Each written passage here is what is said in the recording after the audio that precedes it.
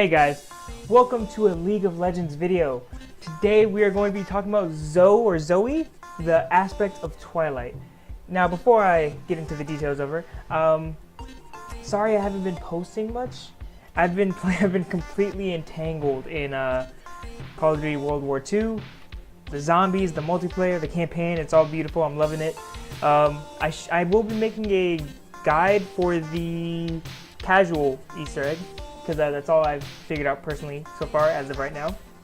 I know some of the bigger YouTubers figured it out or solved the complete Easter egg before launch actually. But yeah, just wanted to touch on that. But anyways, back to the subject at hand. Zoe. I haven't made any videos about her yet. They announced her not too long ago. Well, they announced her a little while ago. But now we have the full champion page here. So the aspect of Twilight. Let's get into it. Don't be fooled by her childish appearance. Zoe, I'm gonna go ahead and call her Zoe. Just Zoe is an ancient being, a cosmic messenger of Targon. When the aspect of light appears, she warps reality. Despite all this power, she often shirks her duties in favor of blowing bubbles and playing tricks on unsuspecting mortals. For those of you who don't know, shirking is like not doing your job, basically. So instead of doing her duties, she just decides to blow bubbles and play tricks on people. That's pretty cool. One can never be sure of what she's really aiming for, other than her own amusement. I kind of like this so far. Just a little brief description to give her, because she seems really light and really bubbly, and I feel like she's going to be a lot of fun to play.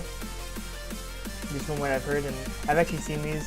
I found out they put this up on YouTube actually. So let's get into her abilities. Starting with her passive, More Sparkles. After casting the spell, Zoe's next basic attack deals bonus magic damage. Okay. And here I'll make this full screen. I'm gonna turn on the audio here.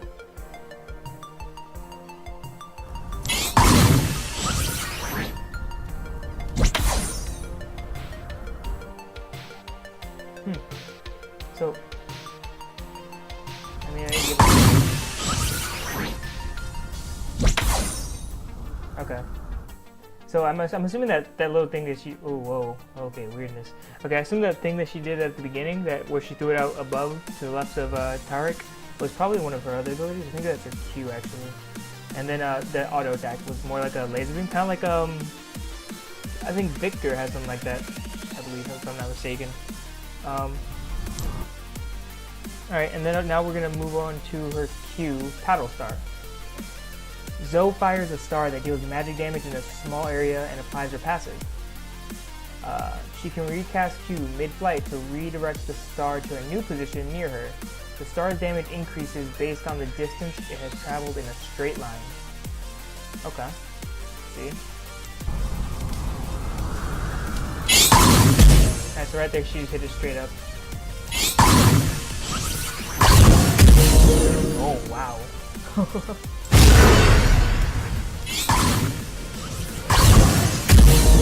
Jesus. That's a lot of damage.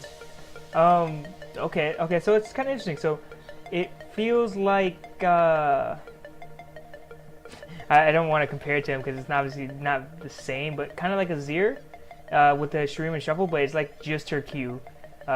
She can throw it and then she can shift it in the beginning, shift it mid-flight. Well, it seemed like on the last one she did it even after it stopped moving.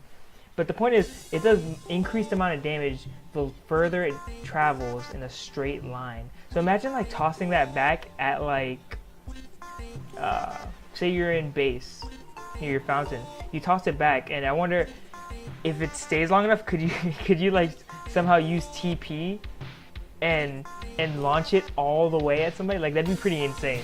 I don't think the Q lasts that long behind you, but like that'd be pretty crazy. You could just one-shot somebody.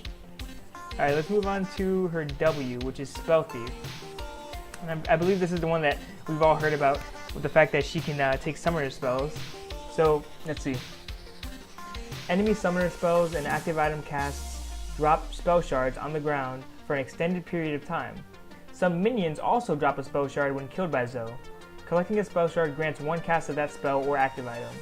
When casting any summoner spell, Zoe briefly gains bonus movement speed and tosses missiles at the nearest enemy, prioritizing her nearest enemy. Each missile can trigger her passive. Alright, let's see.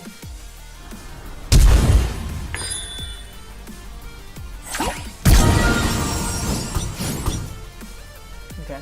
Alright, so that was cool. So, as you can see, she flashed, and then she flashed, and when she used her flash, it dropped a little orb right here behind her. And so Zoe can go grab that, and it essentially gives her a charge on her. I'm assuming you activate the spells with W. I mean, that would make sense. So that now her W is now going to be a flash because that's the shard that she picked up. And when she does that, she gets like an empowered Nami type thing at the end.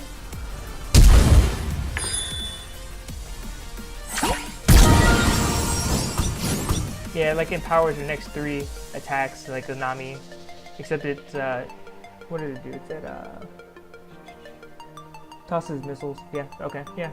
All right. That's pretty cool. That's gonna be interesting because there's a lot of different active items, a lot of summoner spells you could steal out there. Man, just imagine like stealing a redemption or something like that. That'd be pretty crazy. I think that's actually mentioned here somewhere. I think I saw it somewhere down here. We'll get there. We'll get there. Let's move on to her E. Alright. Let's see. Sleepy Trouble Bubble. I believe this is her CC that we all know about as well. Zoe throws a ball that detonates on the first target hit, dealing magic damage and making the struck enemy drowsy.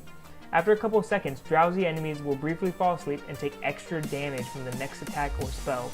Whenever an enemy falls asleep, this ability's cooldown is reduced. If the bubble hits nothing, it lingers on the ground as a trap. If cast over a wall, it gains casting range. Cast over... Okay. So that's if you throw it into like a solid wall area, it will go past the wall and continue. But let's see what the video is.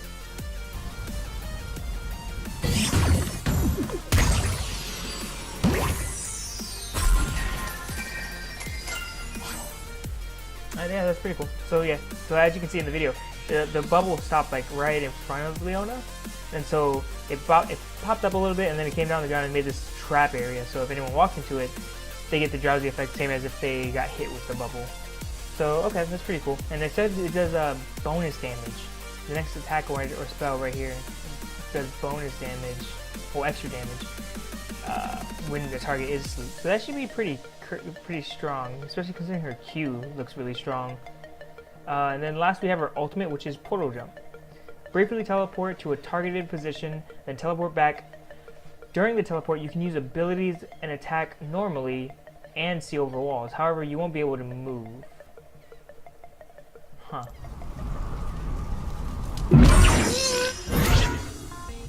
Oh, really? Okay, so it's literally just that. It's just a teleport. So like you teleport here, you can go back. But you can use abilities and attack normally while you're doing that. So that should be, I don't know. That's gonna have to have a really short cooldown, if anything, because that's it's not a damaging ability, and I don't imagine they're gonna keep that to be saved super long. All right, playing as Zoe. As the aspect of Twilight, you're a trickster with a bag full of toys and traps. Surround your enemies with balls, stars, and spells, then portal jump around within your deadly playground, flinging abilities and yourself into unexpected locations. I guess that goes with the whole attacking from unexpected angles that they mentioned a while ago when they were teasing at Zoe. When entering a teamfight as Zoe, Spell Thief forces your opponents to think in a new way about how they use their spells and active items. Too quickly, their flash becomes your flash, or even better, their redemption becomes your salvation. There it is.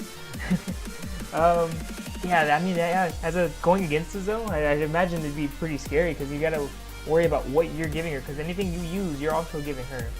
So let's check this out.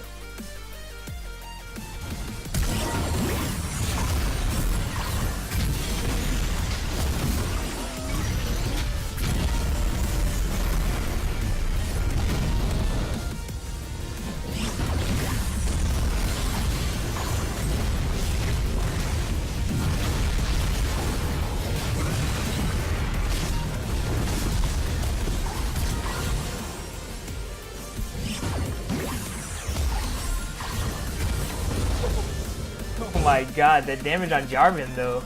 Alright, that's pretty cool. Like, she seems really, I'm interested. She's meant to be a mid lane burst mage, and I don't know. That Q does a lot of damage, especially if you CC somebody.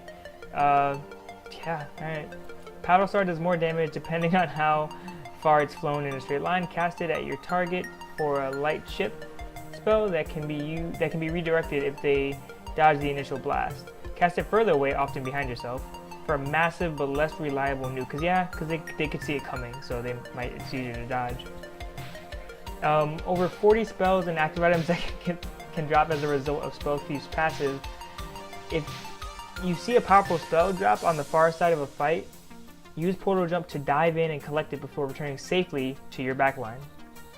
Good Zo players will spend time practicing important combos involving portal jump, try portaling near walls and aim over them to get extra cast range on your trouble level, and master the art of quickly harassing with portal jump to extend your basic attack range. Yeah, I don't know. This champ, I'm excited for it. She's really light, bubbly, and I don't know, she seems like she might do a lot of damage. And they do have a skin for her right here. So this is the original skin, the art for it, the splash art. Oh, this is cool. Is this like probably like an arcade skin, right? I don't know, maybe. Yeah, maybe. Yeah, it looks like an arcade skin to me. I'm with it. Alright guys, well that's all I gotta say about the new champion, the aspect of Twilight, Zo. And I'm excited. I can't wait. When she drops on the PvE, I can't guarantee I'll make videos on her because, you know, PvE is PvE and everyone's going to be playing her. I might wait till, you know, I get a chance to, till things settle down a little bit and then probably get some gameplay with her. But I'll see what I can do. But, I'll see you guys next time. The next video I post will probably be the guide for the Call of Duty World War II Final Reich Easter egg, the casual Easter egg. But if not, I'll see you next time. Otherwise, be on the lookout for that video. See you guys next time.